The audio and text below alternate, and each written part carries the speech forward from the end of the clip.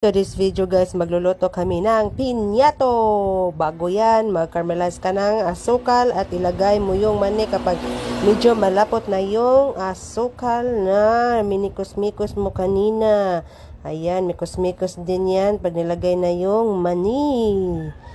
At saka pa, kuluin mo ng mabuti yung mani na may asukal.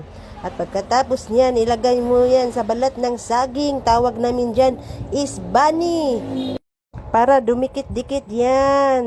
Ganyan yan ang paggawa. Pero masarap yan mga guys.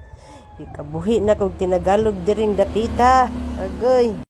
Oh, ganyan yan guys. Try nyong lutuin yan. Masarap yan. Di kayo magsisisi sa sarap niyan mga guys. Pwede yang imerienda ng mga bata. Pwede rin yan itinda sa mga paaralan. O ganyan yan.